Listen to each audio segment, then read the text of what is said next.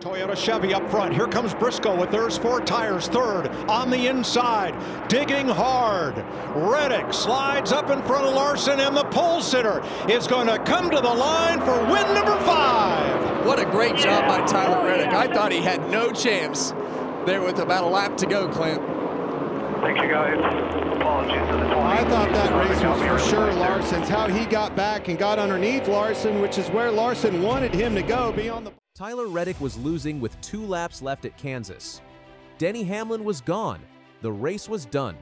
Then one single car spun at the worst possible moment and flipped the entire finish upside down. What happened in the next 90 seconds shocked every driver in that garage. And Reddick's own words after the race make it even more unbelievable. Let's go back to Sunday. Kansas Speedway, the AdventHealth 400.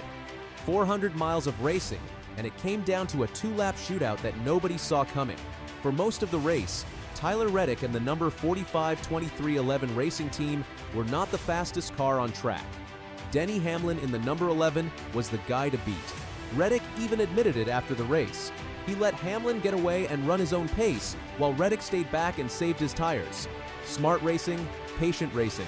But Hamlin was still ahead, and with the laps winding down, it looked like Reddick was going to come up just short. Here is where it gets wild. With 2 laps to go, Cody Ware spun, and he did not just spin and stop in a safe spot. He came back up the racetrack, yellow flag, race frozen. Everything Hamlin had built over 400 miles was gone in 1 second. Now we have a 2-lap shootout, and Billy, Reddick's crew chief, had to make a call in about 10 seconds. 2 tires or 4? Stay out? The call was 2 tires. That single decision is what won the race. But here is the thing nobody is talking about. Even with 2 tires on, even with the caution saving him, Reddick still had to actually drive the car and win it. And that is where this finish gets insane. On the restart, Reddick tried to cover the number 20 of Christopher Bell. Bell went outside. Suddenly, 3 cars are going into the corner at full speed, all 3 running out of room at the same time. Bell got hit. Reddick felt terrible about it after the race. He said, "I never like being on the inside of it. I hate that for him because he was having a good, solid day." But Reddick had no time to think. He was already in a 3-wide battle, and he had to survive it. Now remember the title, Reddick stuns NASCAR with an insane Kansas finish. We are not even at the most insane part yet. Coming off that chaos, Reddick found himself right behind Kyle Larson in the number 5. Larson is one of the best drivers in NASCAR. He does not lose races like this. He does not get passed in the final corners by someone coming from behind. But that is exactly what happened. Reddick got a run. He saw the gap. He went to Larson's inside in the final corners and drove past him to win the AdventHealth 400.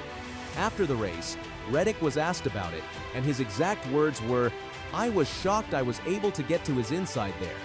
The man who just pulled off the pass was shocked that he pulled it off. That tells you everything about how good that move was.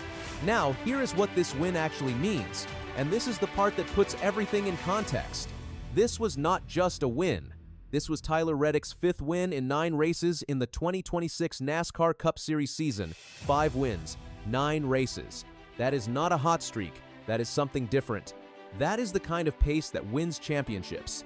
That is the kind of pace that makes every other team in the garage wonder what is going on with the number 45. Think about that number for a second. Through 9 races, Reddick has more wins than most drivers get in an entire season. He has already locked himself into the playoffs multiple times over. The pressure is off, he can race freely. And a free Tyler Reddick, as we just saw at Kansas, is a very dangerous thing. And who was watching from above the pit box? Michael Jordan. The owner of 2311 Racing was at Kansas on Sunday, and Reddick gave him something worth watching. After the win, Reddick said, "Got to deliver for Bossman. If he is going to hang out for us, we got to get him dubs." That quote tells you something about the culture inside. 2311. Racing right now. There is no panic. There is no pressure. There is a driver who is confident enough to joke after winning a race that came down to 2 laps and a lucky caution. But let's be honest about something. Was this all skill? Was this all strategy? Reddick himself said it best after the race. Just really blessed with the late caution. Was that nuts or what? He knows it. The team knows it. Without Cody Ware spinning with 2 laps to go, Denny Hamlin wins that race. It is not even close. Hamlin had been in control, managing the race, saving his car for the final run. He was in the perfect position to hold off everyone to the finish line. And then the caution came and changed everything. That is NASCAR. That is what makes this sport impossible to predict. 400 miles of racing, and one spin from a car that was nowhere near the lead completely rewrites the ending. Now here is where the debate starts. And there is going to be a lot of debate about this. When Cody Ware spun and came back up the racetrack, some people are going to say that should have been handled differently. When the number 20 of Christopher Bell got collected in the 3-wide restart, some people are going to say that was avoidable. Reddick even acknowledged it. He said he tried to cover Bell, Bell went outside, and they all ran out of room. Hard racing, aggressive restart. Someone got hurt by it. But Reddick is sitting in victory lane, so the story gets written his way. Go back to what we said at the start. Reddick was about to lose. Hamlin was gone. The race looked over. Then everything changed in one lap. That is the finish. That is the stun. That is the insane Kansas moment we started with. But here is the cliffhanger that nobody is asking yet. 5 wins in 9 races. That pace is historic. The question now is not whether Reddick can win more races. He clearly can. The question is whether the rest of NASCAR can figure him out before the playoffs begin. Teams are watching every piece of tape from the number 45. They are studying his tire strategy, his pit calls, his restart tendencies. They know what Billy is calling. They know how Reddick restarts. They are going to adjust. Can Reddick stay ahead of those adjustments? Can he keep winning at a pace that the rest of the garage cannot keep up with? Kansas just proved something important.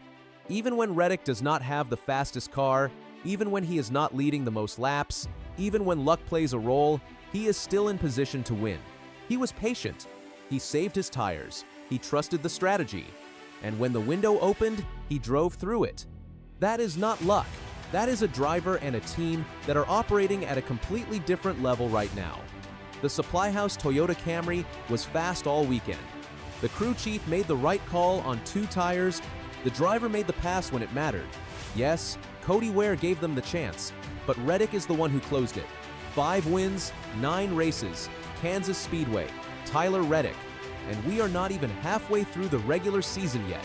If you are a fan of any other driver in that garage right now, this should scare you, because the number 45 team is not slowing down. And after what we just saw at Kansas, there is no reason to think they will. That is the real story here. Not just the finish, not just the caution, not just the pass on Larson in the final corners. The real story is that Tyler Reddick has turned 2026 into something that NASCAR has not seen in a long time. And the rest of the season is just getting started.